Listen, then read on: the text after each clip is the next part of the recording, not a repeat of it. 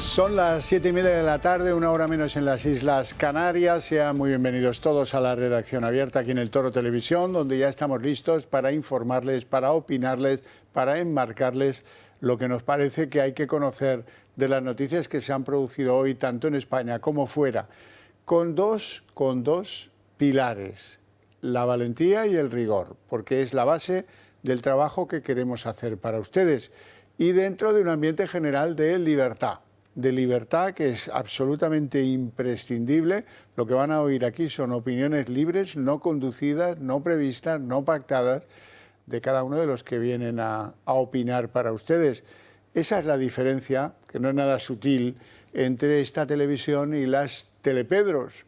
O sea, lo van a notar enseguida. Así que arranquemos el programa. Y hasta el final, y con el programa que venga después igual. Vamos a empezar hoy con el susto que supongo que lleva él y que nos han dado con la salud de Donald Trump a propósito de sus venas. Nos lo cuenta Sandro Meco. Pues ha sido una semana bastante intensa para el presidente de los Estados Unidos, y no solo por toda la polémica relativa a Jeffrey Epstein, también por los potenciales problemas de salud de Donald Trump. Estas han sido las imágenes que han hecho saltar las alarmas. Durante toda la semana hemos podido ver, en primer lugar, ese aparente hematoma en la mano de Donald Trump que el presidente quiso cubrir con una crema, pero que no pasó desapercibida para el pueblo estadounidense. Y también esta: en la final del Mundial de Clubes de la FIFA, celebrada en Estados Unidos, pudimos ver a un Donald Trump con una hinchazón bastante evidente en sus tobillos. ¿Pero qué ocurría realmente? La respuesta nos la ha dado la secretaria de prensa de la Casa Blanca, Karoline Leavitt. En las últimas semanas, el presidente Trump notó un leve hinchazón en su mano y también en sus piernas. Tras una gran cantidad de pruebas, hemos detectado que tiene una insuficiencia venosa, un padecimiento común en las personas que están alrededor de los 70 años. Con respecto a la mano, tiene que ver con una irritación del tejido por los frecuentes apretones de manos y el uso de la aspirina, utilizado como régimen de prevención de enfermedades cardiovasculares. Pues ese es el diagnóstico, Xavier: insuficiencia venosa en los tobillos, algo que Leavitt asegura que es normal en las personas de su edad, e irritación del tejido en la mano, aparentemente por esos continuos apretones de manos. Seguiremos muy de cerca la salud del presidente de los Estados Unidos. Bueno, pues ya en España no hablamos de otra cosa que del caso Montoro, Cristóbal Montoro, de cómo tenía un despacho que presuntamente cobraba por hacer favores en la administración, aprovechando los tentáculos que da el haber sido ministro de Hacienda tantos y tantos años. Quiero hablar de todo ello con doña Esperanza Aguirre, que es una de las personas más fáciles de presentar. La conoce todo el mundo. Yo tengo que decir que ha sido exministra, expresidenta de la Comunidad de Madrid muchísimos años, y además una persona respetada y apreciada por todos. Muy buenas tardes, gracias por atendernos, doña Esperanza. ¿Qué tal? Muy buenas tardes, gracias a ustedes por tenerme en su programa. ¿Qué opinión tiene usted de esto que podíamos llamar el caso Montoro?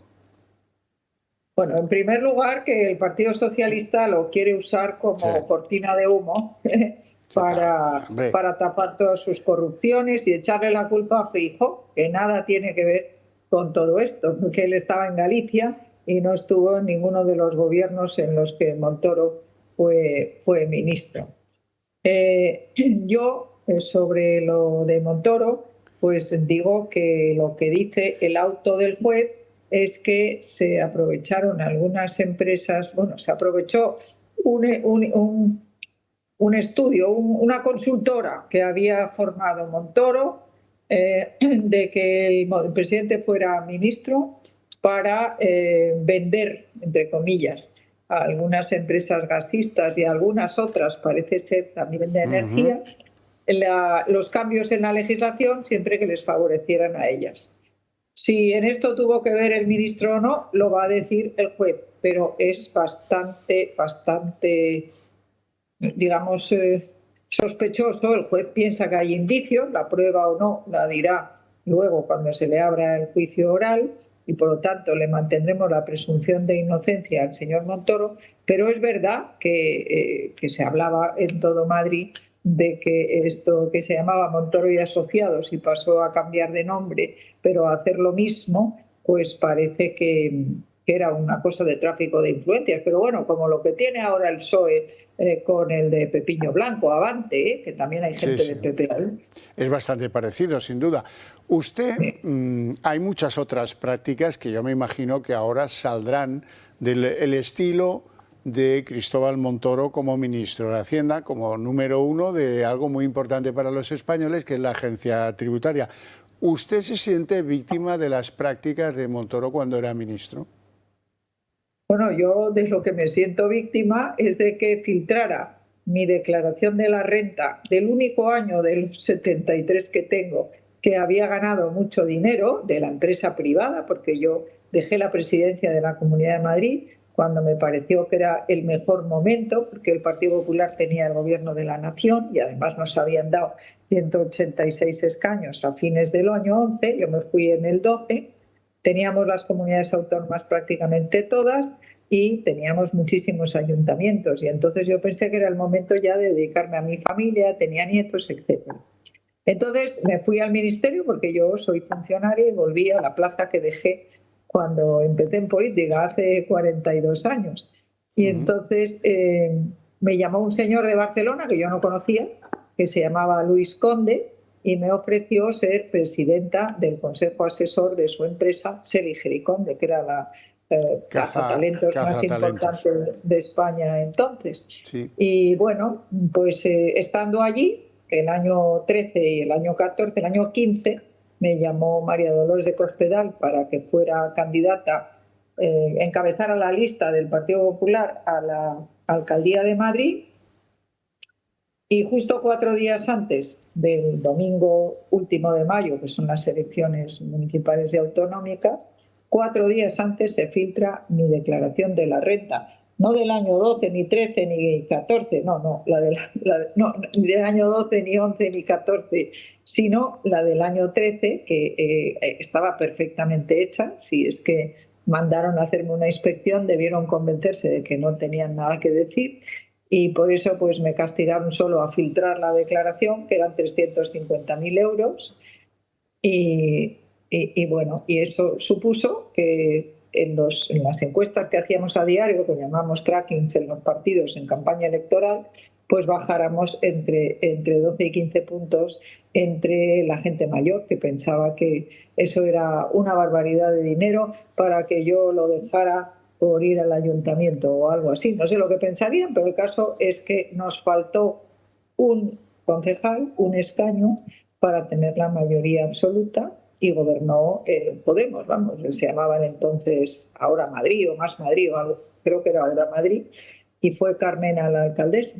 Sí, nos acordamos todos, desgraciadamente. Por cierto, ¿cuál es el interés que podía guiar a Montoro para que alguien, digamos, dejémoslo así, de forma elegante, filtrara sus datos privados confidenciales de Hacienda, de su declaración? Es que yo no lo sé. Yo lo único que sé es que yo lo denuncié ante la Fiscalía General del Estado, llamé por teléfono a Montoro, que no se puso, y llamé al presidente del gobierno, Mariano Rajoy, que sí se puso y se lo conté, pero ni la Fiscalía, que dijo que eso no iba con ellos, ni Montoro, que no me devolvió la llamada, ni el presidente, que bueno, pues que comprendo que esté muy ocupado con las elecciones esas, pues tampoco.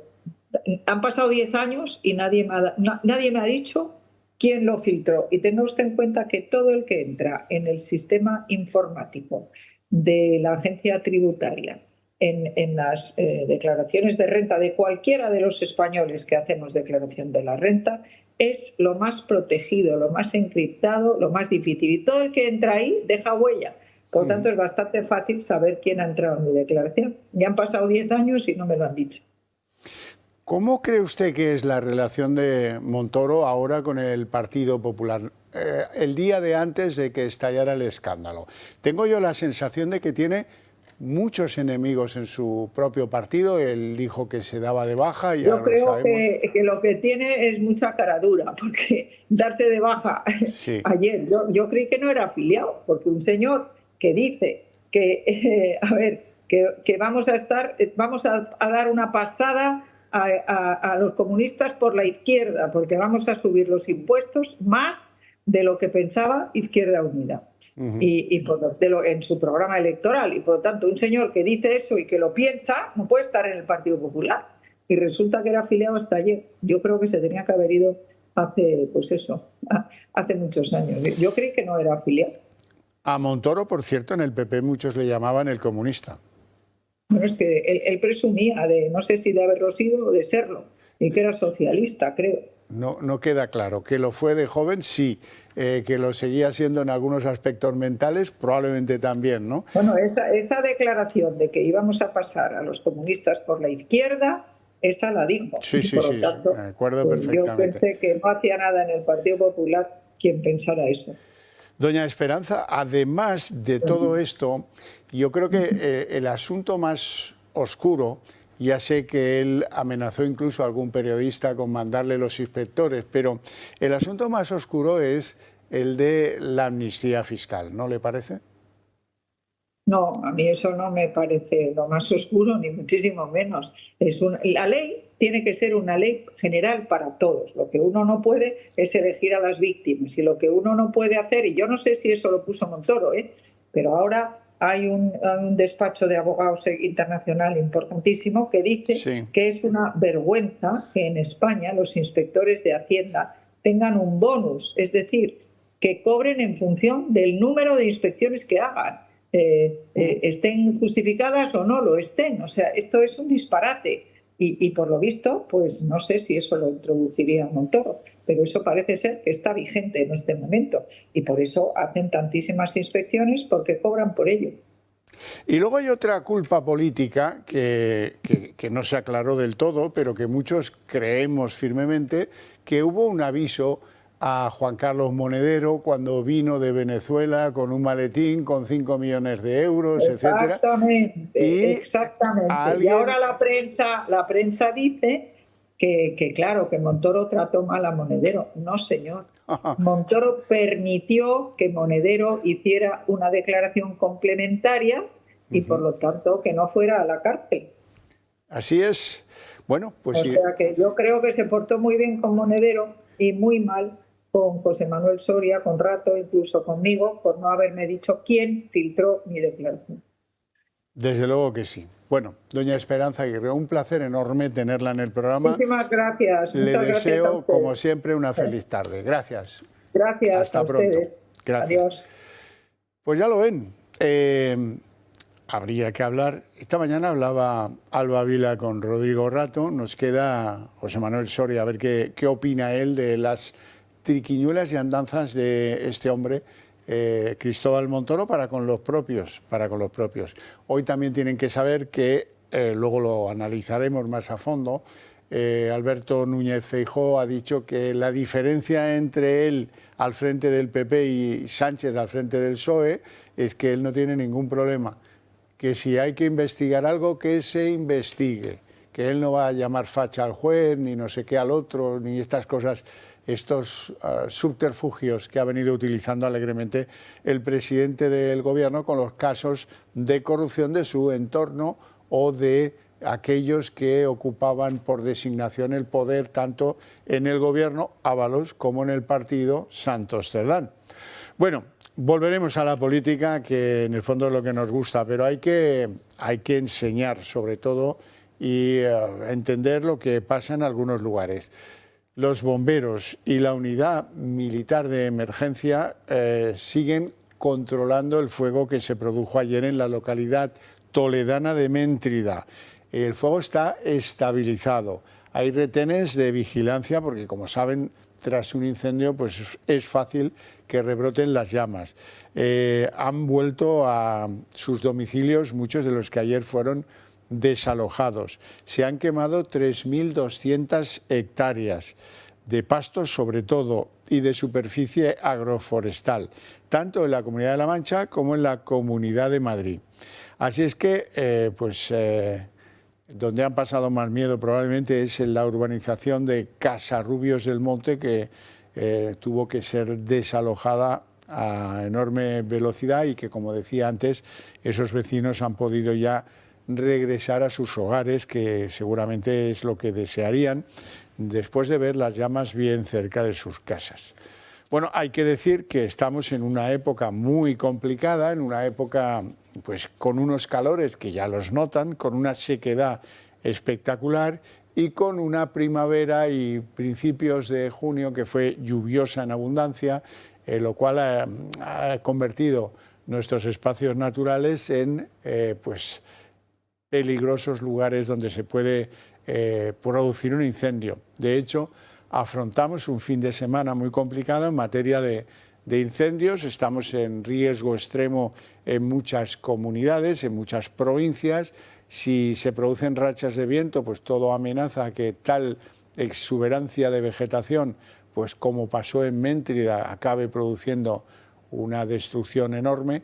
Hay otro incendio en el que también trabaja la unidad militar de emergencia en Ibis, y bueno, pues ya les iremos contando lo que parece ser que va a ser un infierno de llamas, como por cierto también ocurrió en Turquía, en Grecia, en Italia, en fin, que el calor ha ido quemando vegetación, secando el campo, y eso es siempre enormemente grave.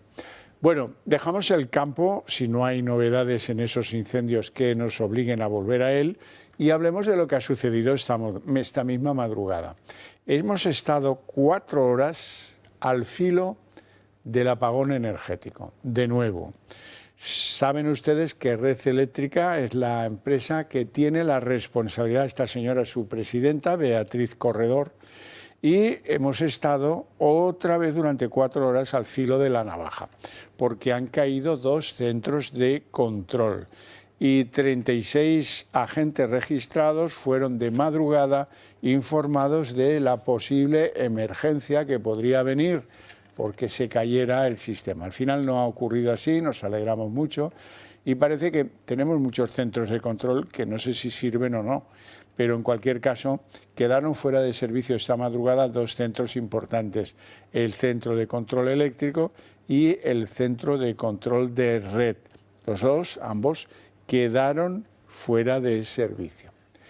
Bien, llega el momento en el que yo quiero señalaros el problemón que tenemos con la droga y la necesidad, dentro de lo que es la obligación como ciudadanos de todos nosotros, de ir exigiendo a los partidos políticos que se tomen este asunto en serio y que lo revisen en materia de penas, en materia de juzgados especiales, de dotación de las fuerzas y cuerpos de seguridad para que lo puedan combatir en materia legal y en todas las materias. No puede ser que a esto cuando condenan a uno porque le encuentran un alijo impresionante de la droga que ustedes quieran, le condenen o no por un delito contra la salud. Esto ha dejado de ser un delito contra la salud.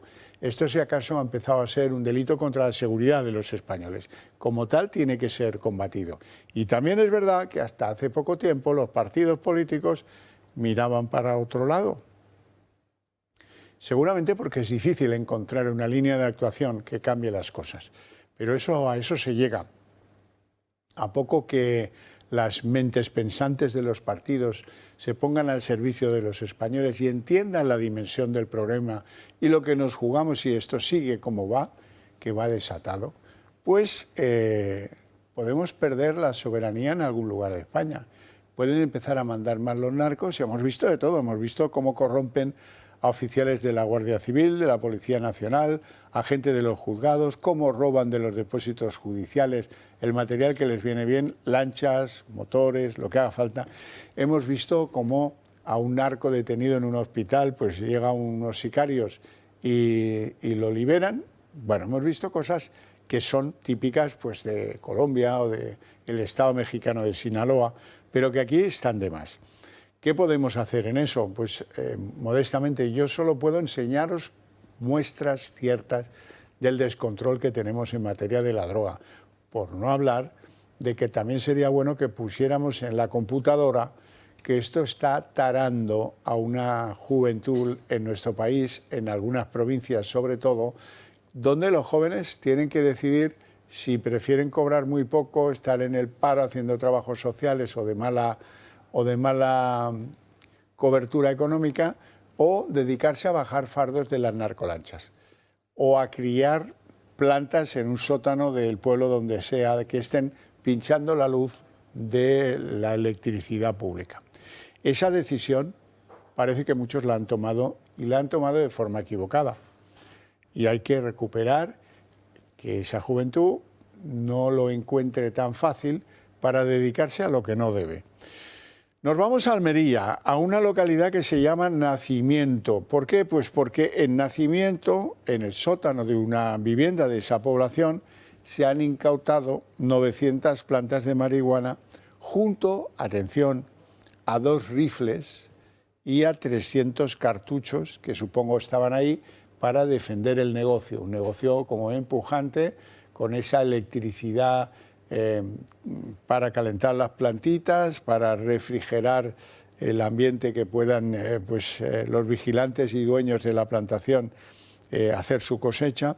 En fin, la Guardia Civil ha detenido a 2 hombres de 41 y 36 años que ya han ingresado en prisión por orden judicial. Y de ahí nos vamos a Torremolinos. Torremolinos, en realidad, pues era el destino final de ese velero que veis en pantalla, que ha sido intervenido en las aguas de las Islas Azores en una operación antidroga combinada, en el que llevaban 1.680 kilos de cocaína. Cocaína que partió del Caribe y que tenía como destino Torremolinos. Han sido detenidos los 4 tripulantes del velero. Este es un método que al parecer es muy frecuente, el utilizar embarcaciones de recreo que hacen largos itinerarios para dentro de ellas ir metiendo droga. Oye, 1,6 toneladas de droga, que se dice pronto. Y bueno, pues los 4 detenidos que, bueno, ya veremos. Tengo interés por conocer cuando llegue la sentencia a qué les condena. Porque uno de los problemas es que las condenas a los que pillan con la droga infraganti son condenas muy poco efectivas.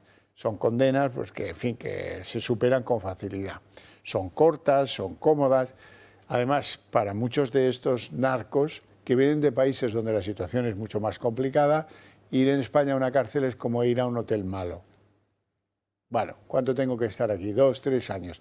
Y la banda de narcos se va a ocupar de mí, de mi familia y de mis necesidades. Y digo, sí, pues bueno, pues ya está.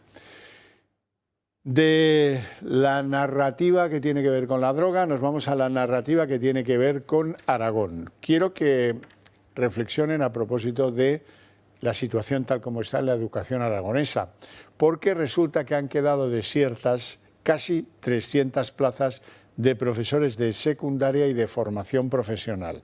Han quedado vacías y hay un listado que así lo acredita. Ahora, en los servicios de educación de la comunidad aragonesa piensan hacer una encuesta entre los que opositaron a esas plazas y los que formaron los tribunales para otorgar las plazas, para saber cuál es la causa de este elevadísimo número de suspensos que dejó libres 300 plazas públicas de profesores en secundaria y formación profesional. ¿Hubo una escabechina en esas oposiciones? Pues es posible que sí. Eran oposiciones, como decía, para secundaria, para formación profesional y también para artes y escuelas de idiomas en Aragón. Se celebraron en junio y había en juego 1.018 plazas. Con arreglo a un reparto en 24 especialidades y quedaron desiertas exactamente 299, casi 300, o sea, casi un 30%. ¿Qué está pasando? Habrá que preguntarse, oiga, pero vamos a ver, que llegan mal preparados, que probablemente sea el caso. En fin, todo es difícil, pero prepararse para unas oposiciones de profesor de secundaria no debería serlo. Me sorprende muchísimo, visto la necesidad de empleo que hay, que se queden libres sin ocupar 300 plazas de profesores porque no aprobaron. Es difícil de entender, pero bueno, en cualquier caso, la Consejería Aragonesa está sobre el tema y ya nos irá contando cuál es el motivo. Nos vamos a ir a publicidad, pero antes quiero recordarles que sería bueno que reflexionaran a propósito de apoyarnos, de apoyar a esta casa, porque es una buena manera de apoyar que esas ideas que compartimos ustedes y nosotros pues funcione una especie de correa de transmisión y que apoyándonos a nosotros tengamos más fuerza para hacerlas llegar cada vez más a más y más ciudadanos. Piensen que en muchas comunidades autónomas no se nos puede ver en abierto, o sea que o tienes mecanismos de pago para ver las televisiones de las cadenas privadas de pago, o no puedes alcanzar a seguir los programas del Toro.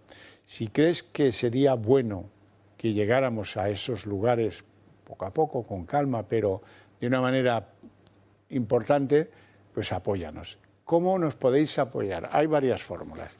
Está la fórmula de hacer una donación que encontraréis en la página web del Club de Amigos, o simplemente, si lo preferís, pues haceros miembros del Club de Amigos del Toro Televisión, que es tan simple como llamar al 91 616 2464 o entrar en la web y en 5 minutos lo tenéis resuelto. Nos estáis apoyando y estáis contribuyendo a esto que os digo, a que podamos ir más deprisa.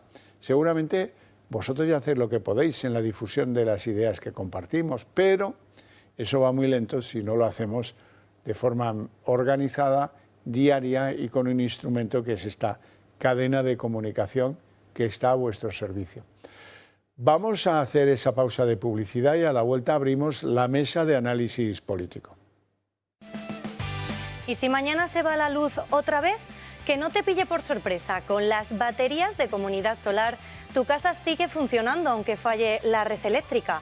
No necesitas placas solares ni instalaciones complicadas. Solo conectar, almacenar y tener energía lista cuando más la necesitas. Seguridad, ahorro y tranquilidad, incluso si vives en un piso. Entra en comunidadsolar.es, sección baterías, y protégete sin complicaciones o llama al 980 28 12.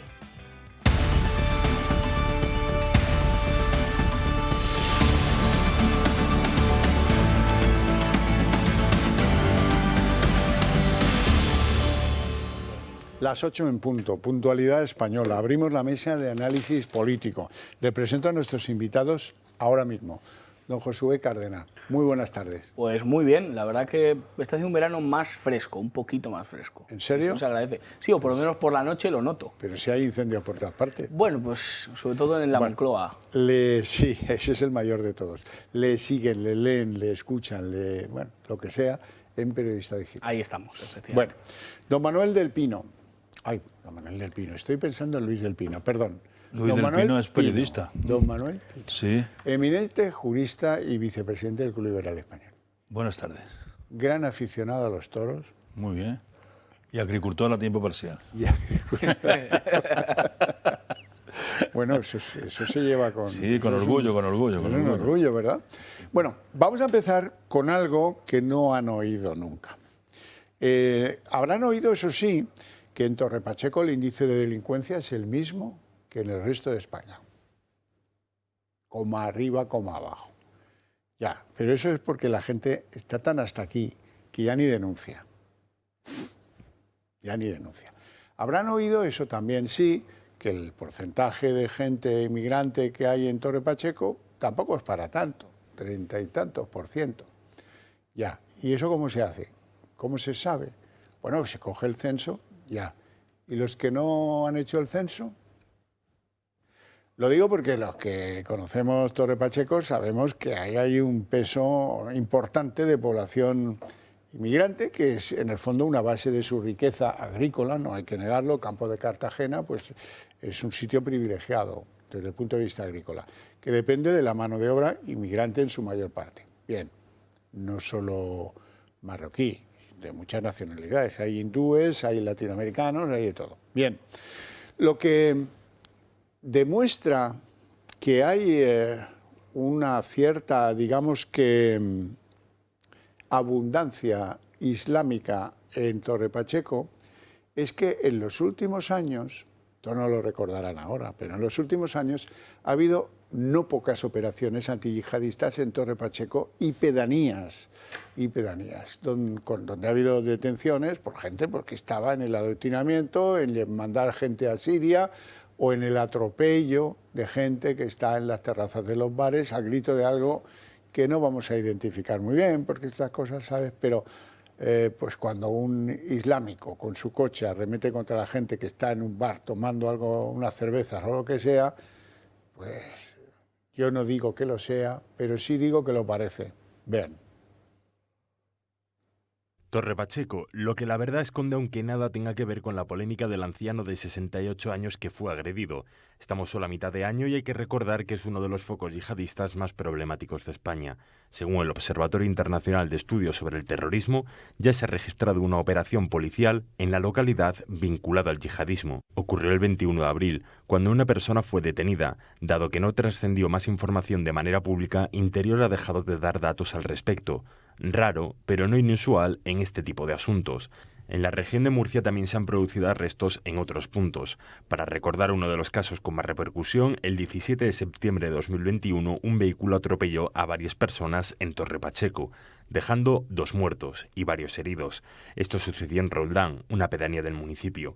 La Audiencia Nacional investigó el caso como posible atentado yihadista, aunque finalmente se descartó y se atribuyó a causas personales del autor, quien era magrebí y antes de cometer el ataque gritó frases confusas en su idioma. Y si nos vamos un poco más atrás, en Torre Pacheco, el 20 de febrero de 2018, un ciudadano marroquí fue detenido por parte de la Policía Nacional al que acusaban de adoctrinamiento y enaltecimiento del yihadismo salafista a favor del autodenominado Estado Islámico. Lo que preocupa es que no existe vigilancia merecedora para el fenómeno yihadista, una amenaza latente en Torre Pacheco.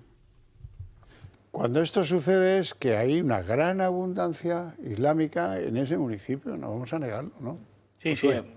Absolutamente, hay que estar muy atento, ¿no?, a lo que dice y a lo que hace el imán de Cartagena, que digamos, por estos últimos hechos en Torre Pacheco, la paliza a aquel señor, hay que preguntarse por qué han venido unos marroquíes desde que se les han pillado en Barcelona, en Rentería, en otros lugares que no corresponden a Torre Pacheco. O sea, ¿por qué han venido? ¿Por qué le han pegado una paliza a este hombre? Porque yo no me creo que haya sido por diversión o por que les encante pegar una paliza. Tal vez sí, pero habrá que investigarlo. Sin duda. Y a Marlaska habrá que mandarle un mensaje, que es que Torre Pacheco no tiene que convertirse en un foco en el que, en este caso, el islamismo radical pueda pues, tener pues, su alfombra, nunca mejor dicho, y su campo abonado para cualquier atentado que pueda ocurrir en España. O sea, que no se nos olvide que esto sigue siendo un peligro, una preocupación para muchos españoles, que Torre Pacheco no es una cortina de humo, ni es una serpiente de verano que decimos en periodismo, que hay que atender a lo que está sucediendo en Torre Pacheco, que no solo es Torre Pacheco, que también es Salt, que también es Sabadell, que también es Alcalá de Henares, y cada día más municipios de España que quieren reconocerse a sí mismos. Yo entiendo que en el cosmopaletismo que a veces nos movemos en Madrid, Barcelona, en las grandes urbes, pues no tenemos problemas prácticamente, aunque en barrios sí ya se está padeciendo. Pero claro, en localidades, es verdad que Torre Pacheco tiene 40.000 personas, pero no dejan de ser municipios más pequeños.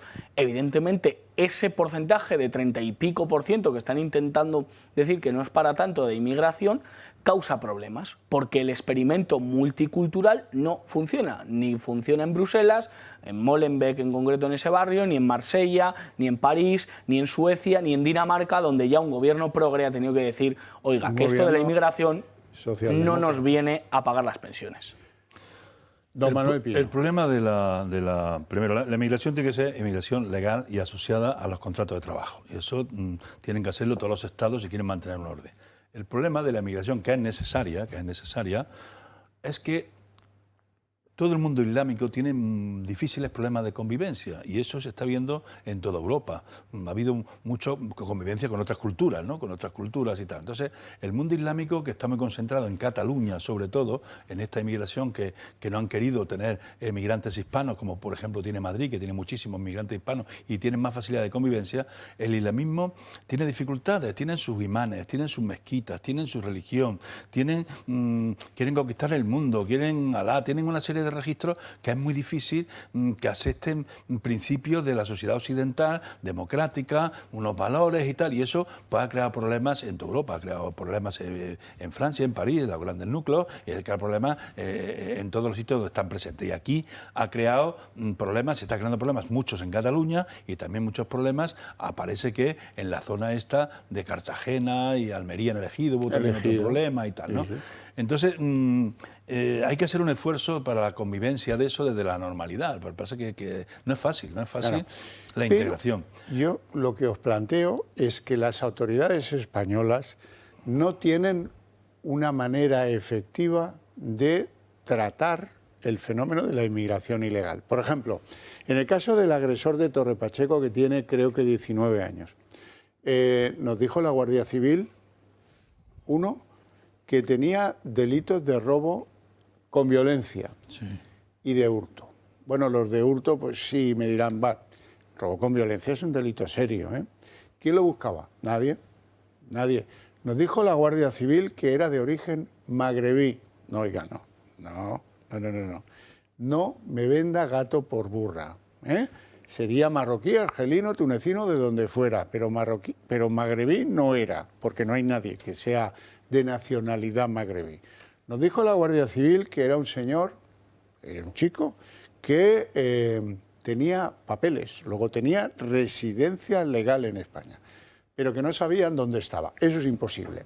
Cuando Josué va a hacer el DNI, es imposible que en la comisaría no sepan dónde está domiciliado. Y si cambia, le van a exigir, ¿saben qué? El contrato, la escritura de compra, lo que sea.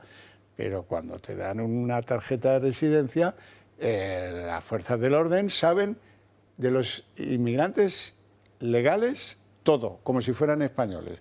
No, esto demuestra que no hay el control necesario. Si nos vamos al otro caso de las últimas horas, esta muchacha menor de edad de Canarias que la quemó un supuesto novio, que ya veremos si es novio o no es novio. Hoy el juez que lleva el caso y que le tiene detenido, ella está en el hospital en Sevilla, 95% del cuerpo quemado, el juez ha dicho, quiero investigar si esta chica llevaba el imam, porque parece que hay algún indicio de que eso contribuyó a que al ser rociada con algo combustible, pues se quemara más deprisa. Bueno, este era un inmigrante ilegal que llegó a Lanzarote en patera, supuestamente, que luego de Lanzarote a Gran Canaria a nado no debió ir, no sé cómo quién le llevaría, y que desde luego, a pesar de tener una orden de deportación, nadie la ejecuta. Nadie la ejecuta. Si alguien hubiera ejecutado la orden de deportación a tiempo, no hubiera podido quemar a esa chica.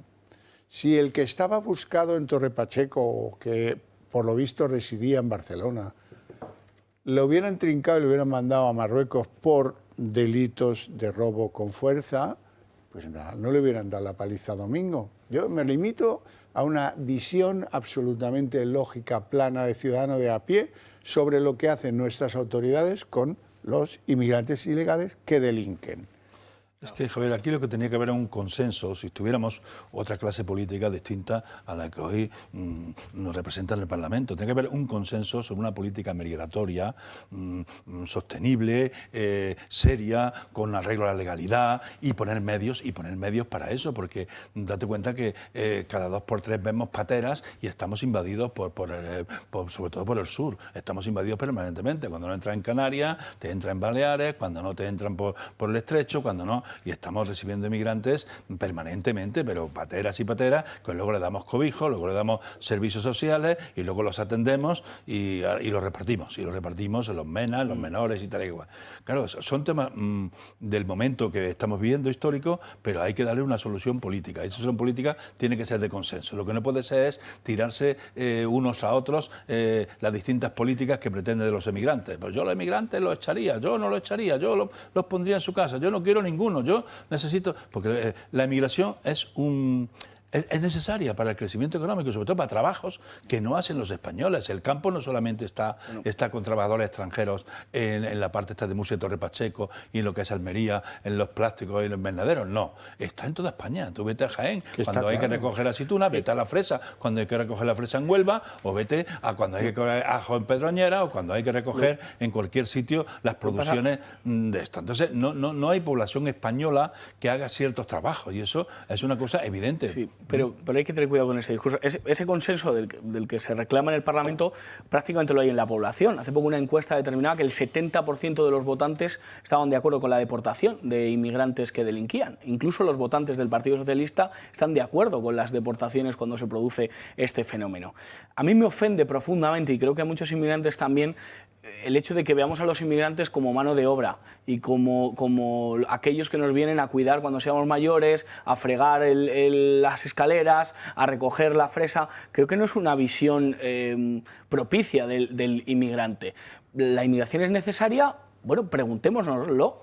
En España ha habido años en los que no había valla, había un señor con barriga en la frontera y aquí no entraba nadie, y en cambio lo que sucede ahora es que hay una serie de ONGs, hay una serie de mafias que trafican, y un gobierno, en este caso el marroquí, que nos chantajea con población inmigrante. Y cada vez que se produce un conflicto, abren el grifo y aquí entran una serie de individuos que no sabemos de dónde vienen, por qué vienen. Yo creo que la inmigración, de verdad, hemos vivido con unas cuotas de inmigración anteriormente sanas, saludables, el 5%, el 6%, pero con poblaciones con el 30, el 40% nunca son una ventaja, nunca lo son. Hay fenómenos nuevos que son las comunicaciones. Las comunicaciones, las televisiones y las antenas llegan a cualquier país, por muy pobre que sea, y ven la calidad de vida en Europa, ven los servicios europeos, ven la sanidad, ven la educación, ven la ayuda de vivienda, ven los salarios mínimos vitales, ven todo este tipo de esta forma de vida, y huyen de sus países porque allí no tienen futuro. Entonces, hay mafias, pero muchos salen buscándose un futuro. Yo entiendo ese fenómeno, te invaden Europa porque piensan que aquí viene la panacea, como en Latinoamérica invaden Estados Unidos. Piensan que el futuro de su vida y de sus hijos tiene que estar en unos países donde haya servicios, donde haya calidad y donde puedan tener un futuro de trabajo, con lo que sepan hacer. Con lo que sepan hacer, ayudando a las necesidades objetivas del país, ¿no? Pero fíjate que la lectura que hacen los sociólogos políticamente correctos, claro, es que a lo mejor sus padres vinieron a trabajar, o sus abuelos, y sus padres han trabajado el campo, pero ellos no quieren trabajar el campo. Claro, no hay expectativa para ellos. Bueno, claro que hay expectativas, claro que hay, igual que para los jóvenes españoles, las mismas. Aquí nadie hace distingos en nada, es difícil encontrar trabajo, sí, para todos sí, pero hay un cacho autopista así que se llama trapicheo. Y de eso no queremos hablar. Y ese es uno de los problemas, que es que para uno que está acostumbrado a manejar costo que viene del norte de África, pues es muy fácil colocarse a vender y a obtener ese dinero que le permite vivir. ¿Eso es bueno, malo o regular para los españoles? Malísimo. Sí, bueno, eso tendría que haber más acciones, más políticas ahí de combatir esos nichos, que lo hay también, que pueden estar con droga, pueden ser víctimas de delitos, gente que no tiene ni oficio ni beneficio y que trapichea en eso que tú le llamas para buscarse la vida cada día como puede y con quien puede y en bandas organizadas y tal. Pues ahí es donde tiene que actuar la policía nuestra y poner medios y tener ahí un control más exhaustivo, y el que no, pues chicos, si hay delinquen o hay situaciones que dificultan la convivencia en España, pues tendrán que remitirlo a sus países. Desde luego, que es otro de los elementos que falla. Pero falla el informativo, ¿eh? Los periodistas, que muchos dicen, cuando tienen que dar la noticia de la canaria, esta jovencita quemada, dicen que un varón roció con sustancia... No. Un marroquí quemó a una chica porque ella lo dice. Además dicen, por no estigmatizar. Porque ella lo dice. Por no estigmatizar. Bueno, pues entonces seamos como Gila, digamos, alguien ha matado a alguien, sí, porque un varón también está estigmatizando al varón. No la quemó, le arrojó líquido. Eso es. Pero eso habría que encenderlo, ¿no? Líquido inflamable. Entonces nos hemos pasado de rosca. Advierto que todos nos hemos pasado bastante de rosca. Y luego nuestros políticos, hay un mensaje que están lanzando, que es que aquí cabe todo el mundo, caben todos los acentos, y creo que no, es mentirle a la gente. O sea, igual que en este vaso no cabe todo el agua del mundo, en Madrid no cabe toda Nigeria, porque entonces se convierte en Nigeria y ya no es Madrid, Bueno, y en otras poblaciones... En 15 años Nigeria va a tener más habitantes que toda Europa, por decir algo. Pero claro, cuando alguien es detenido por una agresión a un vecino, sea de la nacionalidad que sea. Estoy pensando en los dos que detuvieron a las pocas horas y que, por cierto, salieron en libertad condicional del juzgado, como el juez tampoco tiene elementos para arbitrar algo que no sea la puesta en libertad con cargos o mandarlo a la cárcel. Bueno, pero la sociedad española tiene derecho a saber lo mismo que sabría si el detenido fuera un tío que en lugar de ser de Cartagena, pues fuera de Sangonera la Verde. Y, oiga, ¿y en qué estado se encontraban los agresores? ¿Estaban bajo los efectos del alcohol, de la droga? Información. Porque un país que no se informa de nada, que cuenta que hay un detenido que detienen en Euskadi y que no sabemos dónde reside, que es magrebí, pero hombre, un guardia civil tiene la obligación de decirle a los españoles la verdad, es su trabajo, pues su pasaporte o su documentación dice que nació donde sea. Si nació en Nador, será marroquí. Si nació en Orán, será argelino. Pero hombre, es que leer el papelito. Dicen que es magrebí para no estigmatizar, diciendo una patochada acojonante, porque ser magrebí no es decir nada sobre una persona. Lo famoso... Una zona, los países del Magreb. Ser ibérico, pues... Sí, pero no tiene el menor sentido lingüístico en español. Ni tiene que ver con el origen de ese ciudadano, por suerte detenido ya, y que no nos explican tampoco en el juzgado que ha decidido el juez, porque a las 48 horas habrá decidido algo, prisión provisional, entiendo, sobre el principal agresor. Pero... Piano. Oye, esto no es lo que harían si los agresores fueran... pues qué sé yo, de un grupo ultra de fútbol españoles. Sabríamos la talla del zapato, claro, el corte de pelo. De eso me quejo. Y no les protegería nadie en la prensa, no los encubriría nadie. A esa normalidad hay que llegar. No es ir contra nadie decir que nació en Marruecos. A ver, incluso les digo más, tampoco es ir contra nadie ni insultar a nadie, llamar al que es magrebí, llamarle moro. Porque lo hacían los romanos, porque lo hacen los franceses y los italianos hoy, y los ingleses, Moorish. ¿O qué se creen? ¿Que ellos nos llaman a nosotros españoles? Nos llaman infieles. Bueno, ¿y qué vas a hacer? Pero eso no es con ánimo de injuriar a nadie, es la naturalidad. ¿Por qué se creen que hay un país que se llama Mauritania? ¿Y desde cuándo se llama tierra de mauros, o sea, de moros, Mauritania? Pues desde tiempos de los romanos. Pero bueno, nos hemos vuelto tan especialitos que hay que ver. Pero tampoco se puede satanizar a todos los grupos emigrantes, de que todos son delincuentes y de que todo hay que echarlo y que todo eso no, tampoco se puede. Que no, pero por supuesto es que contar no. las cosas. Estupenda, gente que trabaja y gente que lleva muy bien la vida con dignidad. Pero sin ventajas cuando suceden problemas. No, cuando suceden problemas hay que estar con la ley en la mano y con contundencia. Igualdad ante la ley de todos, que es lo que dicen nuestras constituciones y nuestras leyes fundamentales. Nos vamos a hacer una pausa de publicidad. Volvemos en 2 minutos.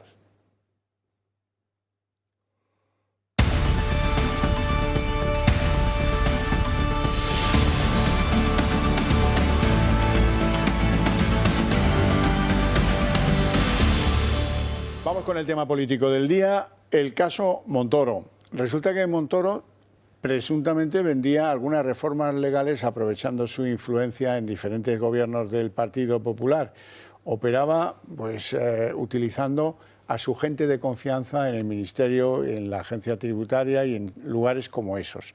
La trama no solo efectuaba servicios para la Asociación de Compañías Productoras de Gases Minero-Medicinales, sino que hoy hemos sabido que también ofrecía ventajas a firmas vinculadas al sector eléctrico y a las renovables. En total, mucho dinero, más de 70 millones facturados por equipo económico. Y una cosa bien llamativa, lo que ha dicho Feijóo, mejor dicho, lo que ha escrito Feijóo. Feijóo, luego lo veremos con mayor detalle, pero se ha desentendido de la suerte de de Montoro. Vamos a verlo con detalle y así no tenemos que hacer un parón luego. Mi criterio acerca de la corrupción es muy claro y no cambia con independencia de a quién le afecte. Así es que aquí no se va a hablar de persecución de jueces, ni de pseudo medios, ni historias por el estilo, y lo que se tenga que investigar, pues que se investigue. Me parece una de las buenas opciones la que ha tomado en este sentido Feijóo en el caso Montoro. Vamos a ver en qué anda las revelaciones que tenemos sobre el caso Montoro. La imputación del exministro Cristóbal Montoro y el levantamiento del secreto de sumario de la causa ha revelado la existencia de una presunta trama corrupta al más alto nivel dentro del Ministerio de Hacienda del Gobierno Popular de Mariano Rajoy. El objetivo, recibir importantes comisiones gracias a beneficiar a empresas gasistas, industriales y medicinales. Pero no son las únicas, también hubo comisiones de eléctricas y de renovables. El juez sitúa a Montoro como el eje central de una red que engloba hasta una docena de exaltos cargos públicos implicados. Todo pasaba en el despacho de abogados creado por el exministro, llamado Equipo Económico, donde las empresas beneficiadas abonaban el dinero. Los pagos recibidos ascienden a 780.000 euros. Hay un total de 28 imputados. Los trabajadores del bufet venían del antiguo equipo del Ministerio del Gobierno de Aznar. Casi la totalidad han terminado imputados junto con el exministro. Este despacho, fundado en 2006, ha facturado más de 70 millones de euros desde su constitución, pero solo ha reconocido beneficios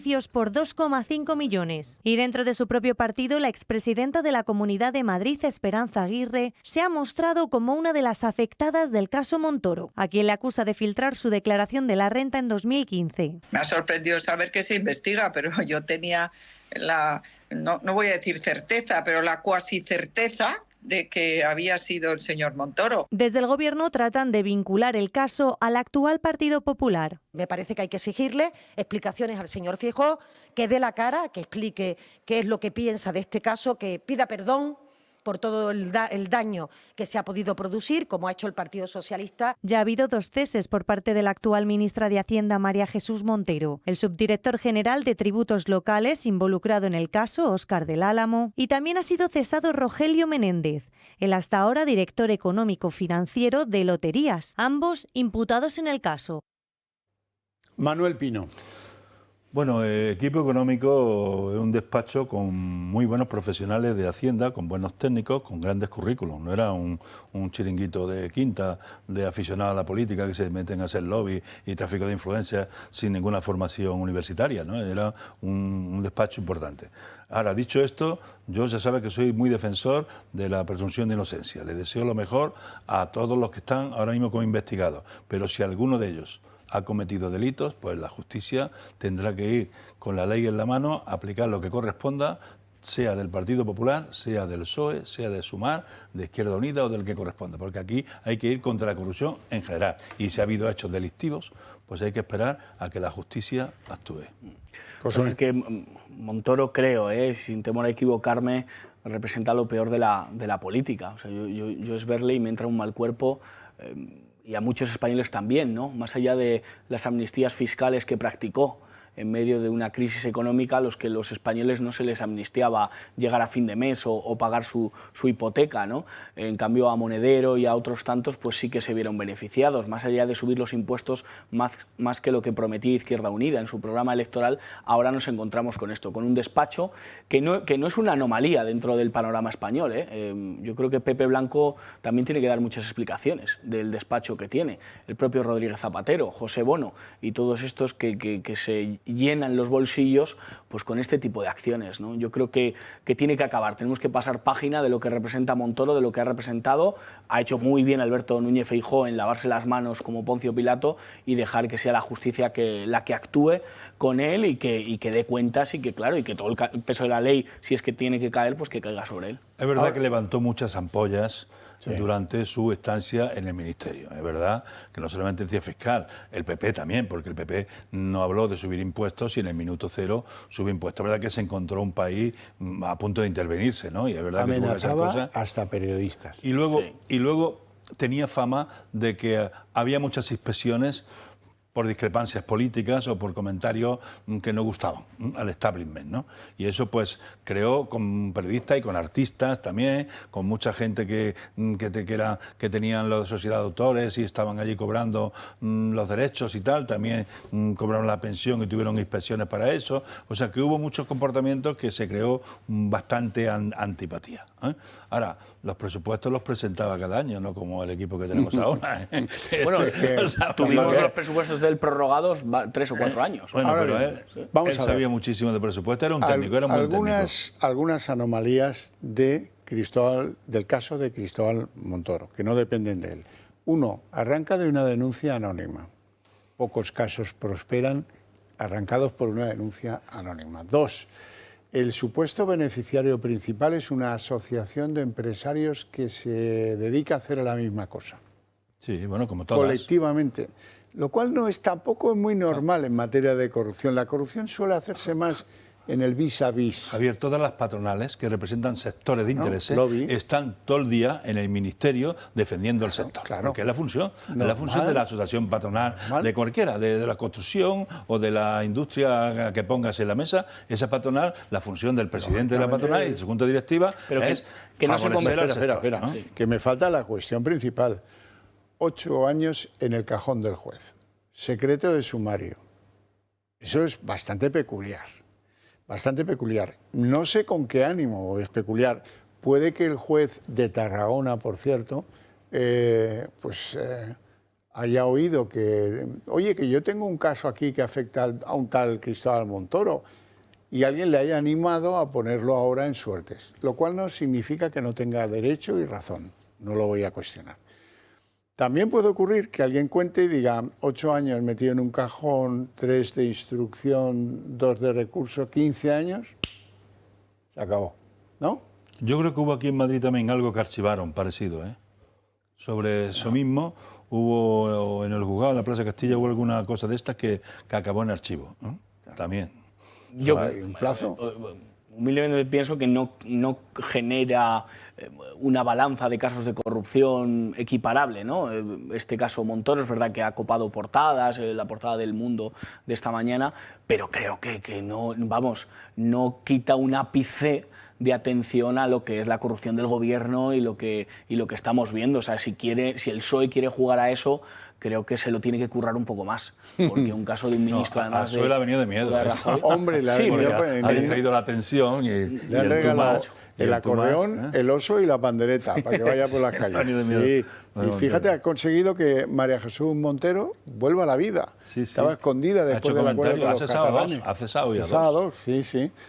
Dos técnicos que estaban ahí trabajando. Bueno, corrupción del PSOE, decías tú. Vamos a ver qué pasa con Santos Cerdán, porque la UCO quiere saber quién le va a ver a la cárcel.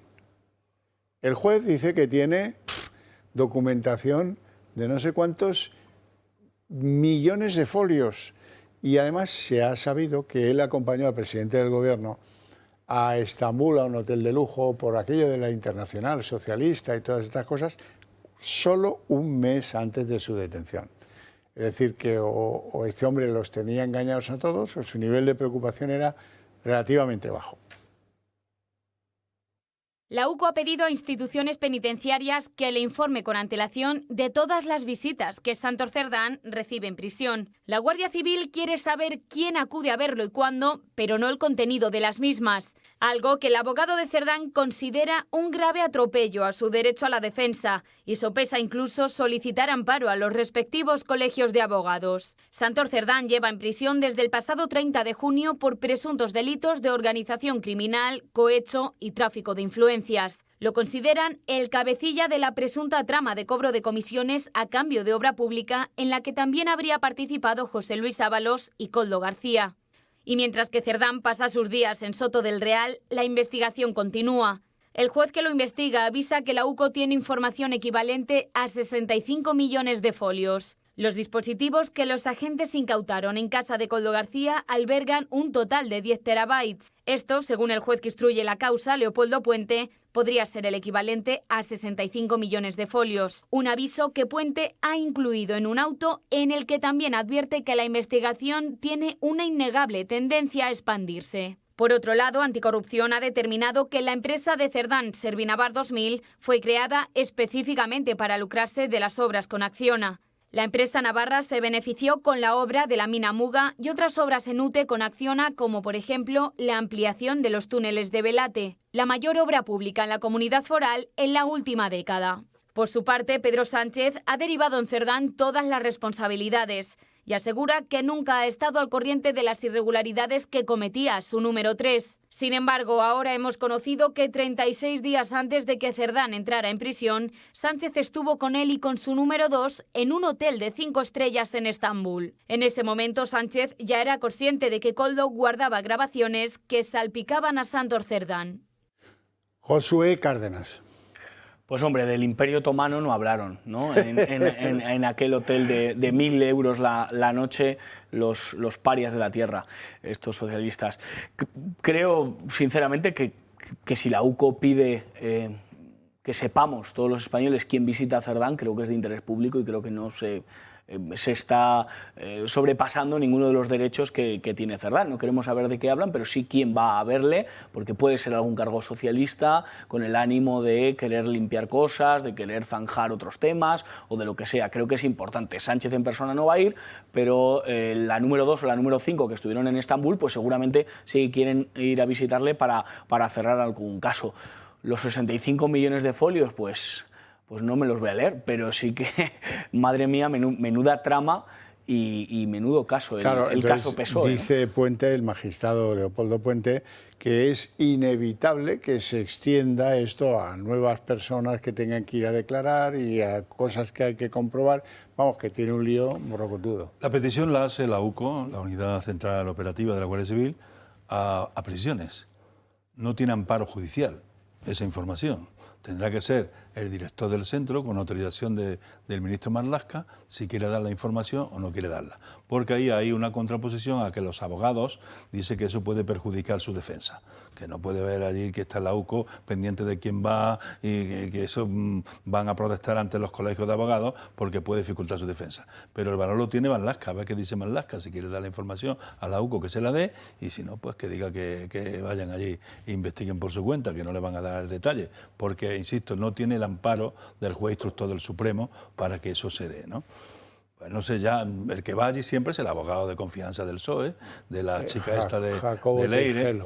Pues ese es el interlocutor que tendrán para todos los asuntos, porque ha cambiado de abogado y ha metido a este al día siguiente estar allí, que fue a verlo expresamente, tuvo una gran entrevista, hablaron de lo divino y del humano, y a partir de ahí yo creo que es el laxo de conexión con los intereses del Partido Socialista, ¿no? Este abogado, ¿no? Bueno, y está a punto de caer el informe precisamente de la UCO sobre las mascarillas compradas por Francina Armengol cuando era presidenta del Gobierno balear. Nos lo cuenta Marien Vallejo. La UCO está preparando un informe sobre la gestión de Francina Armengol al frente del Gobierno de Baleares. Un informe que, según OK Diario, será presentado al juez Ismael Moreno de la Audiencia Nacional antes de que termine este verano y que vendría tras el análisis de nuevos mensajes localizados en el móvil de Koldo. En ese inminente informe se recogería la compra de mascarillas por parte del Ejecutivo Balear durante la pandemia.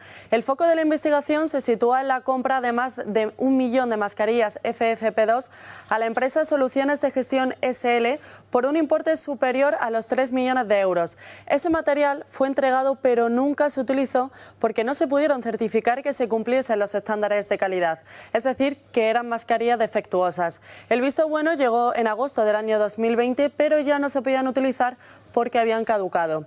Pero eso no es todo, porque según Objective, los agentes de la UCO han detectado que Francina Armengol, durante su presidencia del Gobierno balear, retuvo mascarillas en pleno momento de escasez. También se investiga la adjudicación de un contrato de 10,4 millones para levantar una residencia en Sondureta.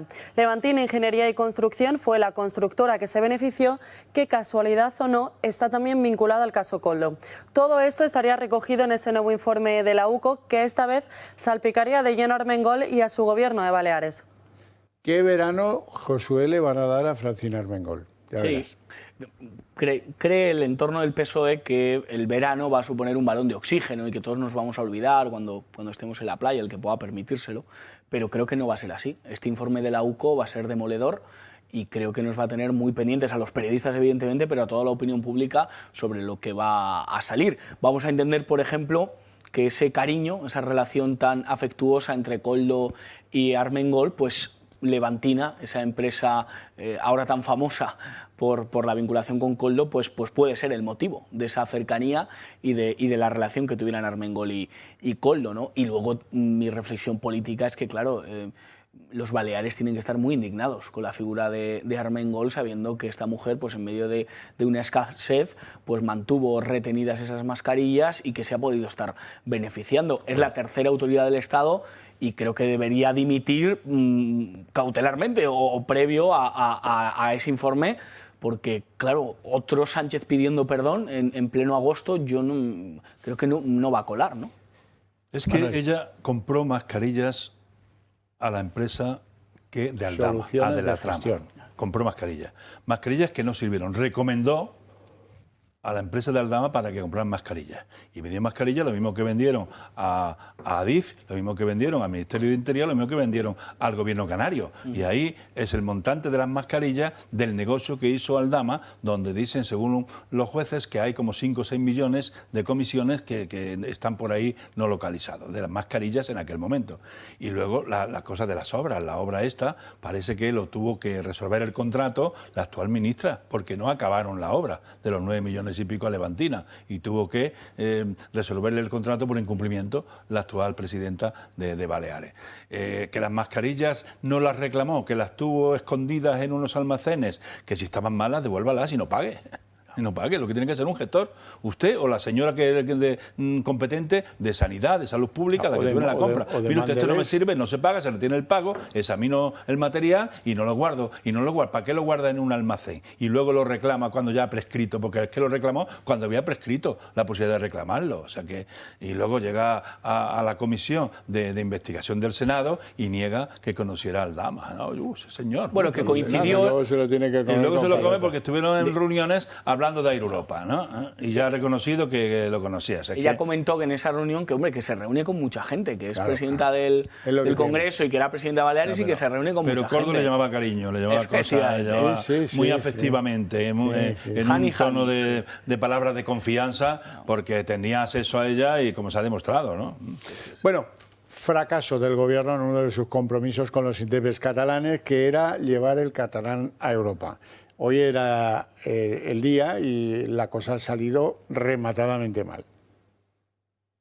Sánchez fracasa por séptima vez en su compromiso con los independentistas de oficializar el catalán en la Unión Europea. Una vez más, por mucho que el Gobierno insista y prometa, Bruselas no pasa por el aro. De hecho, empieza a reinar el hartazgo e irritación con este tema. Consideran que oficializar el gallego, el catalán y el euskera es un asunto que bien puede pasar a segundo plano, cuando abordan las sanciones a Rusia, las decisiones sobre Israel o el alto el fuego en Palestina. Además, entre los Estados miembros sigue habiendo muchas dudas sobre el encaje legal que puede tener la oficialidad de estas lenguas cooficiales y creen muy probable que sea necesario reformar tratados. Por eso no hay unanimidad y ni siquiera se ha sometido a votación. Una versión totalmente contraria a la que intenta vender el Gobierno, que afirma que no es en absoluto necesario modificar tratados y que el memorándum que ha distribuido entre los países miembros da respuesta a todas las posibles dudas. Nosotros vamos a seguir intentándolo hasta que lo consigamos. Esto lo saben todas las formaciones políticas. Si en la mañana de hoy no es posible, saben que hay algunos países, para esto se requiere unanimidad, que han expresado su resistencia a aprobarlo. Seguiremos trabajando con estos países hasta que esto se apruebe y estoy convencida de que lo conseguiremos. El mensaje que quiero trasladar es que no vamos a parar, que no vamos a parar porque tenemos razón. Sánchez no cumple con las exigencias y no contenta a Puigdemont. Y por si no quedaba claro, el Gobierno está dispuesto a cubrir la totalidad de los costes. Esto era muy importante para que pudiera prosperar la ley Bolaños, la que reforma la justicia. Y lo tienen no crudo, no, mucho más que crudo. Es que es una vergüenza, Javier.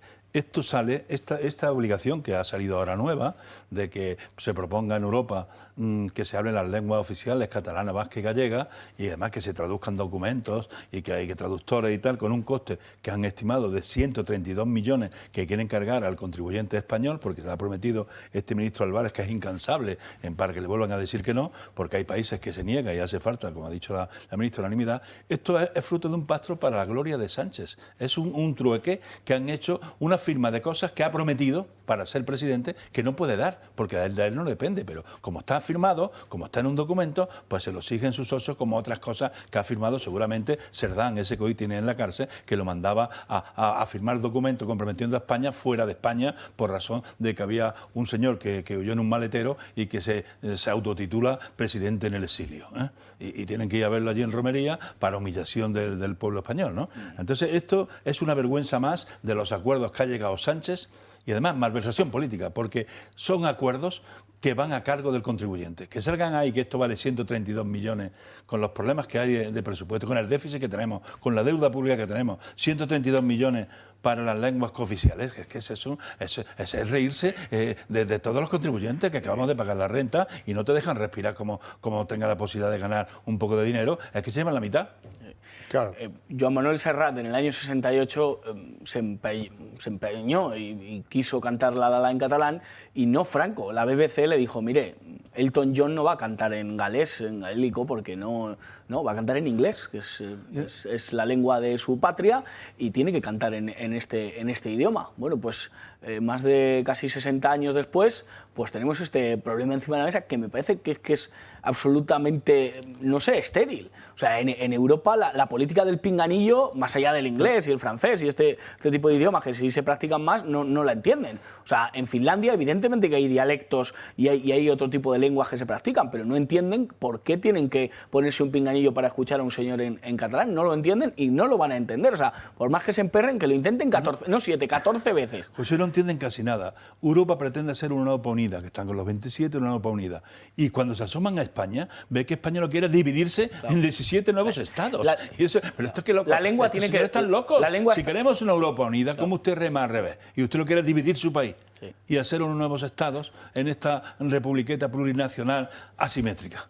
Que es el programa que tiene. La lengua está hecha para vertebrar, para construir, para entendernos. No está hecha para tirarnos a la cabeza. Esto es una cesión más, no os olvidéis. Esto no tiene más que un acuerdo firmado para la gloria de Sánchez. Si dándoles coba con este asunto, pues conseguimos que nos apoyen un ratito más de la historia de este país, que es muy larga y muy prolija. Por cierto, tú sabes que Sánchez hace gala de eso de no voy a tirar la toalla, ¿no? Efectivamente. ¿Y sabes dónde aprendió a no tirar la toalla? En el rocódromo, a lo mejor. No, hombre, en las saunas de su suegro. Efectivamente. Yo soy... Bueno, les va muy mal con la...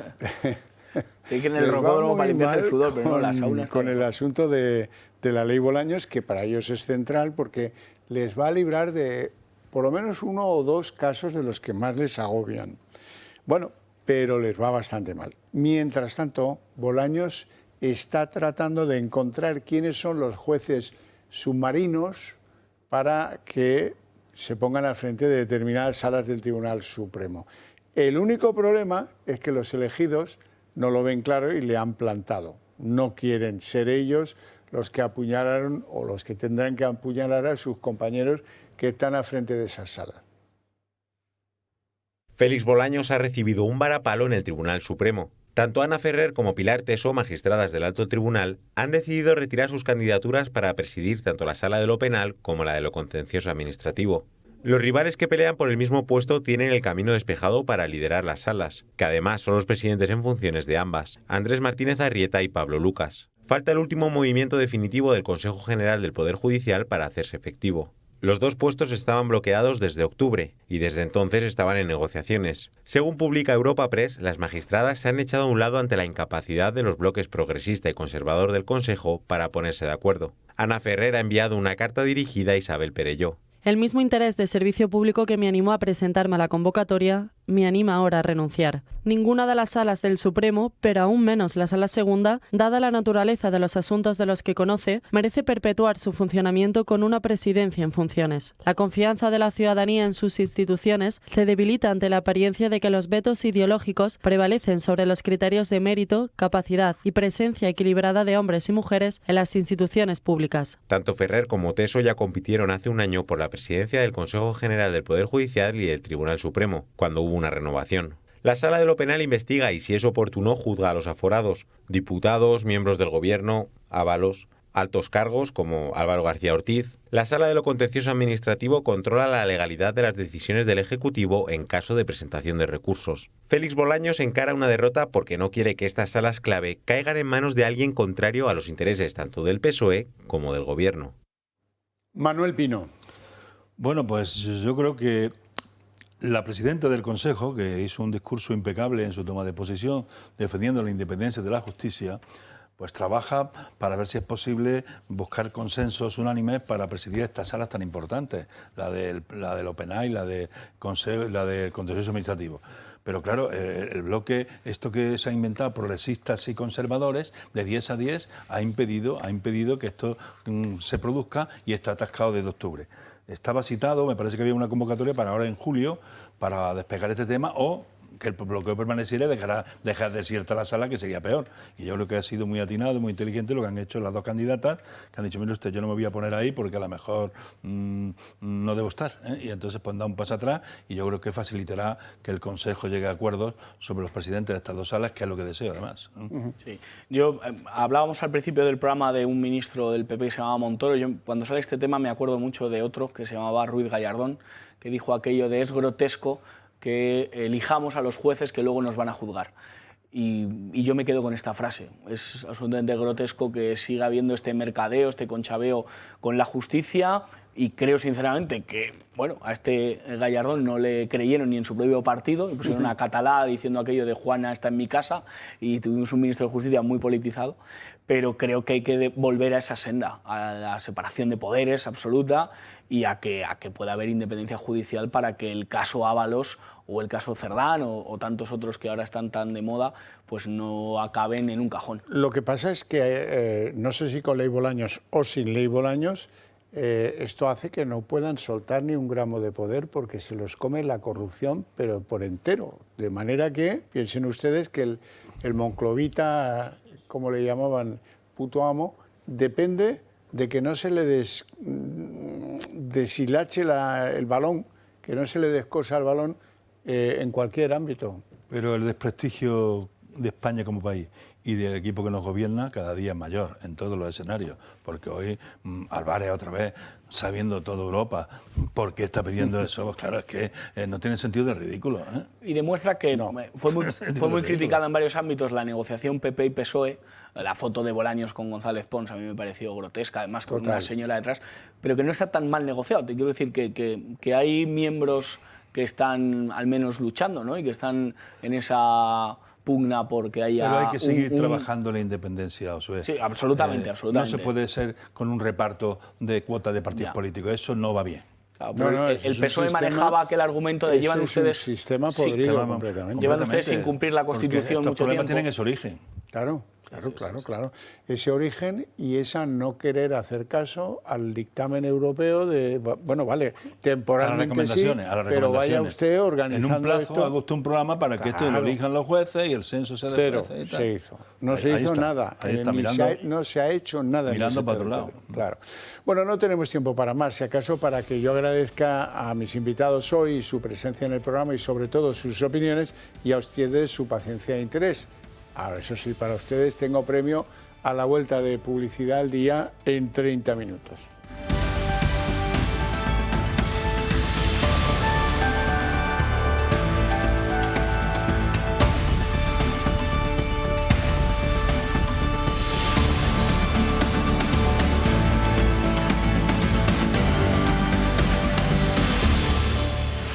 El día en 30 minutos. No solo la empresa creada por Cristóbal Montoro cobraba de la agrupación de industriales de los gases minero-medicinales para producir cargos y distintos cambios normativos en la legislación vigente. Hoy hemos conocido que también cobraban de empresas eléctricas, de empresas de renovables y que, en fin, que el balance de lo obtenido por este método dudosísimo por el despacho de Montero casi alcanza 1,5 millones de euros.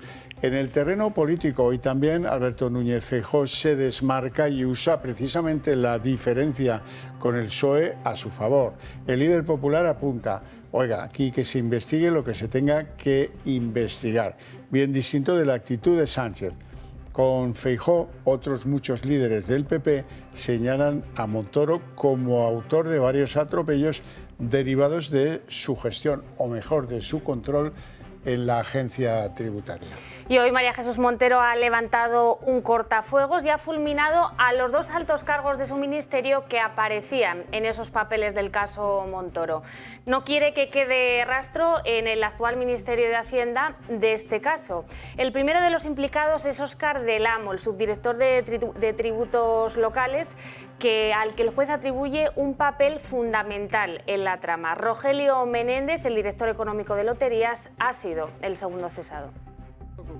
La imputación del exministro Cristóbal Montoro y el levantamiento del secreto de sumario de la causa ha revelado la existencia de una presunta trama corrupta al más alto nivel dentro del Ministerio de Hacienda del Gobierno Popular de Mariano Rajoy. El objetivo, recibir importantes comisiones gracias a beneficiar a empresas gasistas, industriales y medicinales. Pero no son las únicas, también hubo comisiones de eléctricas y de renovables. El juez sitúa a Montoro como el eje central de una red que engloba hasta una docena de exaltos cargos públicos implicados. Todo pasaba en el despacho de abogados creado por el exministro, llamado Equipo Económico, donde las empresas beneficiadas abonaban el dinero. Los pagos recibidos ascienden a 780.000 euros. Hay un total de 28 imputados. Los trabajadores del bufet venían del antiguo equipo del Ministerio del Gobierno de Aznar. Casi la totalidad han terminado imputados junto con el exministro. Este despacho, fundado en 2006, ha facturado más de 70 millones de euros desde su constitución, pero solo ha reconocido beneficios por 2,5 millones. Y dentro de su propio partido, la expresidenta de la Comunidad de Madrid, Esperanza Aguirre, se ha mostrado como una de las afectadas del caso Montoro, a quien le acusa de filtrar su declaración de la renta en 2015. Me ha sorprendido saber que se investiga, pero yo tenía no voy a decir certeza, pero la cuasi certeza de que había sido el señor Montoro. Desde el Gobierno tratan de vincular el caso al actual Partido Popular. Me parece que hay que exigirle explicaciones al señor Feijóo, que dé la cara, que explique qué es lo que piensa de este caso, que pida perdón por todo el daño que se ha podido producir, como ha hecho el Partido Socialista. Ya ha habido 2 ceses por parte de la actual ministra de Hacienda, María Jesús Montero, el subdirector general de tributos locales involucrado en el caso, Óscar del Álamo, y también ha sido cesado Rogelio Menéndez, el hasta ahora director económico financiero de Loterías, ambos imputados en el caso. El líder del Partido Popular, Alberto Núñez Feijóo, ha fijado posición en el caso Montoro, que afecta no solo a Montoro, sino a buena parte de su equipo en el Ministerio de Hacienda por haber supuestamente cobrado a algunas empresas privadas por cambiar normativas y leyes a su conveniencia. Dice Feijóo, no hablaré ni de persecución de los jueces ni de pseudomedios. Lo que haya que investigar, que se investigue. Lo escribía el líder del PP en un tuit y es la posición que parece que está tomando todo el partido en relación al caso Montoro. Y no ha podido ser. La oficialidad del catalán en la Unión Europea ha vuelto a naufragar hoy por 7ª vez. Esta propuesta exigencia, mejor dicho, de los de Puigdemont sigue sin concitar los acuerdos de los 27 y algunos países siguen viendo algunas deficiencias o no se creen el compromiso de España de sufragar los costes. Desde el Gobierno de España pasan al ataque contra estos países a los que acusan de secuestrar el debate. Sánchez fracasa por 7ª vez en su compromiso con los independentistas de oficializar el catalán en la Unión Europea. Una vez más, por mucho que el Gobierno insista y prometa, Bruselas no pasa por el aro. De hecho, empieza a reinar el hartazgo e irritación con este tema. Consideran que oficializar el gallego, el catalán y el euskera es un asunto que bien puede pasar a segundo plano, cuando abordan las sanciones a Rusia, las decisiones sobre Israel o el alto el fuego en Palestina. Además, entre los Estados miembros sigue habiendo muchas dudas sobre el encaje legal que puede tener la oficialidad de estas lenguas cooficiales y creen muy probable que sea necesario reformar tratados. Por eso no hay unanimidad y ni siquiera se ha sometido a votación. Una versión totalmente contraria a la que intenta vender el Gobierno, que afirma que no es en absoluto necesario modificar tratados y que el memorándum que ha distribuido entre los países miembros da respuesta a todas las posibles dudas. Nosotros vamos a seguir intentándolo hasta que lo consigamos. Esto lo saben todas las formaciones políticas. Si en la mañana de hoy no es posible, saben que hay algunos países, para esto se requiere unanimidad, que han expresado su resistencia a aprobarlo. Seguiremos trabajando con estos países hasta que esto se apruebe y estoy convencida de que lo conseguiremos. El mensaje que quiero trasladar es que no vamos a parar, que no vamos a parar, no vamos a parar porque tenemos razón. Sánchez no cumple con las exigencias y no contenta a Puigdemont. Y por si no quedaba claro, el Gobierno está dispuesto a cubrir la totalidad de los costes. Salvador Illa impulsa una reforma en Cataluña según la cual los funcionarios de la justicia van a cobrar un complemento por utilizar el catalán en los documentos que tramiten en los juzgados. Así lo recoge un acuerdo que ha firmado el Gobierno de la Generalitat con los principales sindicatos y que empezará a tener vigor a partir de 2026. Por primera vez habrá un complemento de productividad vinculado a algunos objetivos políticos, entre ellos que se produzcan cuanto antes el máximo de documentos en catalán.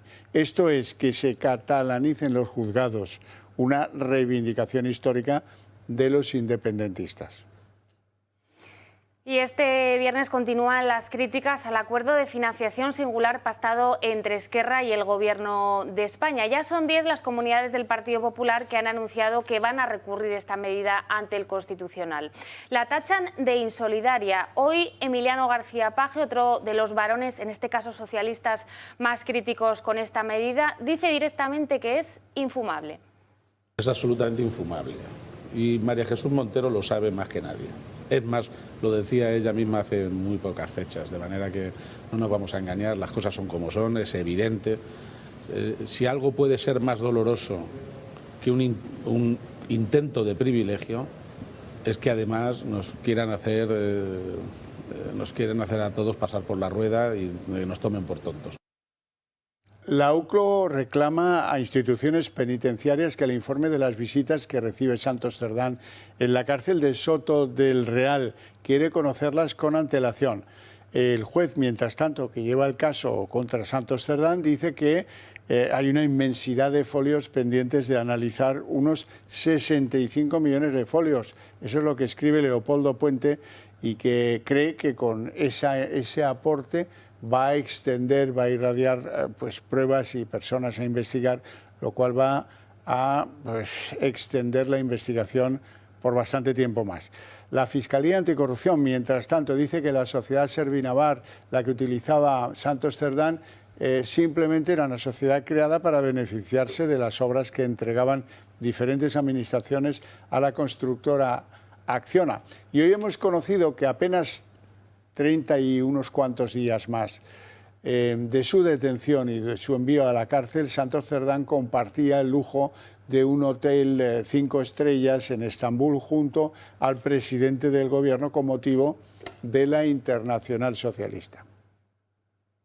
La UCO ha pedido a instituciones penitenciarias que le informe con antelación de todas las visitas que Santos Cerdán recibe en prisión. La Guardia Civil quiere saber quién acude a verlo y cuándo, pero no el contenido de las mismas. Algo que el abogado de Cerdán considera un grave atropello a su derecho a la defensa y sopesa incluso solicitar amparo a los respectivos colegios de abogados. Santos Cerdán lleva en prisión desde el pasado 30 de junio por presuntos delitos de organización criminal, cohecho y tráfico de influencias. Lo consideran el cabecilla de la presunta trama de cobro de comisiones a cambio de obra pública en la que también habría participado José Luis Ábalos y Koldo García. Y mientras que Cerdán pasa sus días en Soto del Real, la investigación continúa. El juez que lo investiga avisa que la UCO tiene información equivalente a 65 millones de folios. Los dispositivos que los agentes incautaron en casa de Koldo García albergan un total de 10 terabytes. Esto, según el juez que instruye la causa, Leopoldo Puente, podría ser el equivalente a 65 millones de folios. Un aviso que Puente ha incluido en un auto en el que también advierte que la investigación tiene una innegable tendencia a expandirse. Por otro lado, Anticorrupción ha determinado que la empresa de Cerdán, Servinavar 2000, fue creada específicamente para lucrarse de las obras con Acciona. La empresa navarra se benefició con la obra de la mina Muga y otras obras en UTE con Acciona, como por ejemplo la ampliación de los túneles de Belate, la mayor obra pública en la comunidad foral en la última década.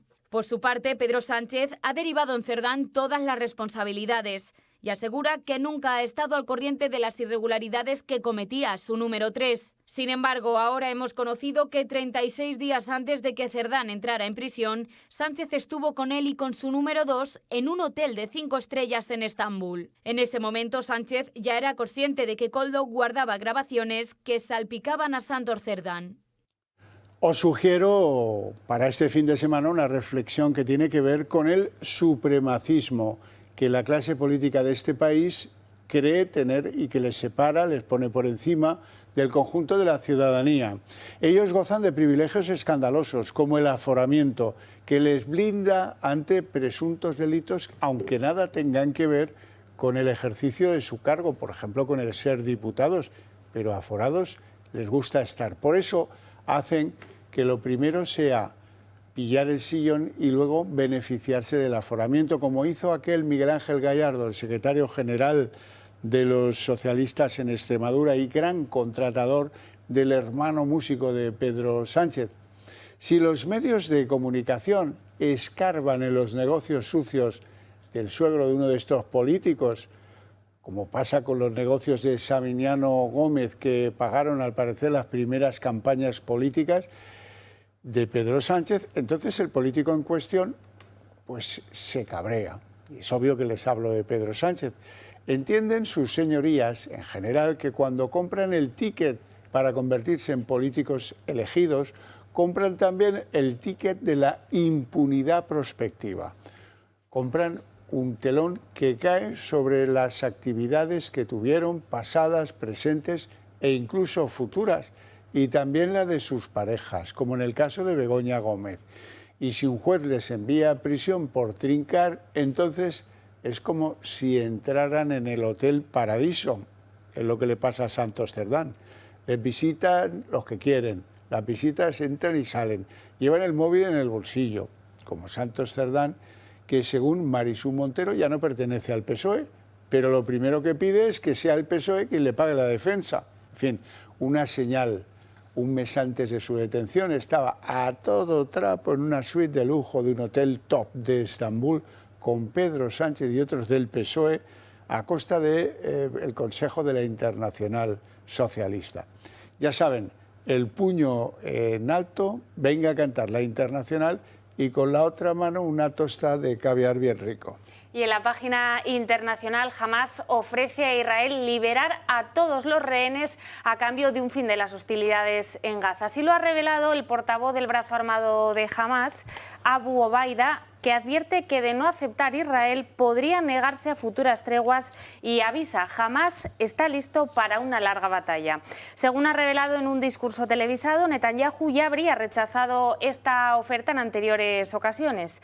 De las 251 personas que fueron secuestradas por Hamás el pasado 7 de octubre, en la franja aún quedan 50 rehenes, de los cuales se cree que solo 20 siguen con vida. Y en la página de Sociedad, bueno, ya saben que España afronta un fin de semana de riesgo extremo de incendios por las altas temperaturas, por las fuertes rachas de viento, por la vegetación acumulada tras las lluvias de la primavera y las primeras semanas del verano. En fin, la cuestión es que lo vimos ayer en Méntrida, en la provincia de Toledo. Un incendio bastante fuerte en el que se quemó pues todo lo relativo a paja y a vegetación seca, destruyendo 3.200 hectáreas. El origen del incendio se relaciona inicialmente con una colilla arrojada por alguien. En estos momentos el incendio está perimetrado y estabilizado, pero bueno, todavía está el temor. Así lo vivieron los vecinos de una de las urbanizaciones más afectadas en Casarrubios del Monte, que hoy podían volver a sus domicilios. Salí corriendo, mi chico se quedó en el jardín, intentando pues con los vecinos un poco mojar todo para evitar que entrara fuego al jardín, pero llegó un punto que no no había nada que hacer. Y a las 5 ya se veían las llamas acercándose. Dije a mi madre, venga, que te he visto, que nos vamos, que nos pilla. Yo asomada por la ventana buscando medicina, las 4 papeles básicos, de repente el fuego ahí, ya empezaron los bomberos a sacarnos y ya nos tuvimos que ir, pues pero con lo puesto. Y también en Ibi, en Alicante, un incendio ha obligado a movilizar a la UME ante las condiciones meteorológicas adversas que están complicando en mucho su extinción en estos momentos. El incendio habría alcanzado el Parque Natural de la Font Roja, que es uno de los bosques mediterráneos más importantes de la Comunidad Valenciana. Este parque, por cierto, ha sido desalojado en las últimas horas. El clima complica en estos momentos la extinción. Hay rachas de viento de entre 30 y 40 kilómetros por hora, además de una temperatura de unos 35 grados con una humedad inferior al 30%. El juez que investiga al joven marroquí acusado de haber quemado a una menor tutelada en Canarias quiere saber si esta joven llevaba burka y si este pudo ser un elemento acelerante de la combustión. El presunto agresor es un ilegal que llegó en patera a Lanzarote y de Lanzarote a Gran Canaria no sabemos cómo, pero que sobre él pesaba una orden de deportación que nadie llevó a cabo. El juzgado reclama todo tipo de pruebas para determinar si el marroquí utilizó acelerantes para producir daños a la joven canaria. Esta menor tutelada fue trasladada a Sevilla para ser atendida de quemaduras que le afectan el 95% de su cuerpo. Bueno, y de Torre Pacheco hay que hablar de nuevo, porque nos dicen que Torre Pacheco no tiene un índice de delincuencia mayor que lo normal en las poblaciones españolas, o no significativamente más alto. Eso a lo mejor se produce porque mucha gente no denuncia los delitos que sufren. Nos dicen que el porcentaje de habitantes extranjeros de Torre Pacheco tampoco es escandaloso, alrededor del 30 y tantos %. Bueno, eso será si se mira el censo, pero la realidad es que allí te dicen que son muchos más los que viven en Torre Pacheco, que son emigrantes, con los cuales no suelen tener ningún problema. Tampoco se habla, a lo mejor interesadamente, de que en Torre Pacheco se han dado bastantes operaciones antiyihadistas de las que hoy no quiere hablar nadie. ¿Será por algo también? Torre Pacheco, lo que la verdad esconde aunque nada tenga que ver con la polémica del anciano de 68 años que fue agredido. Estamos solo a mitad de año y hay que recordar que es uno de los focos yihadistas más problemáticos de España. Según el Observatorio Internacional de Estudios sobre el Terrorismo, ya se ha registrado una operación policial en la localidad vinculada al yihadismo. Ocurrió el 21 de abril, cuando una persona fue detenida. Dado que no trascendió más información de manera pública, Interior ha dejado de dar datos al respecto. Raro, pero no inusual en este tipo de asuntos. En la región de Murcia también se han producido arrestos en otros puntos. Para recordar uno de los casos con más repercusión, el 17 de septiembre de 2021 un vehículo atropelló a varias personas en Torre Pacheco, dejando 2 muertos y varios heridos. Esto sucedió en Roldán, una pedanía del municipio. La Audiencia Nacional investigó el caso como posible atentado yihadista, aunque finalmente se descartó y se atribuyó a causas personales del autor, quien era magrebí y antes de cometer el ataque gritó frases confusas en su idioma. Y si nos vamos un poco más atrás, en Torre Pacheco, el 20 de febrero de 2018, un ciudadano marroquí fue detenido por parte de la Policía Nacional al que acusaban de adoctrinamiento y enaltecimiento del yihadismo salafista a favor del autodenominado Estado Islámico. Lo que preocupa es que no existe vigilancia merecedora para el fenómeno yihadista, una amenaza latente en Torre Pacheco. Marina, ¿cómo va la operación salida? Bueno, pues hoy encaramos esa segunda quincena de julio y muchos ya han hecho las maletas y esto prevé una mayor circulación en todas las carreteras de España. En Madrid, hoy varios accidentes han obligado a cortar la circulación en la A2 en San Fernando de Henares y en la A4 en Butarque. Las incidencias han sido resueltas y la movilidad en estos momentos es normal. Felicidades a todos aquellos que hoy empiecen las vacaciones. Y hasta aquí el día. En 30 minutos les deseamos un feliz fin de semana a todos, una feliz noche y les pedimos que continúen viendo la señal del Toro Televisión. Y volvemos, bueno, volvéis algunos el lunes, hay otros que nos vamos de vacaciones, pero volvemos muy pronto. Así que aquí les esperamos, que pasen buen fin de semana.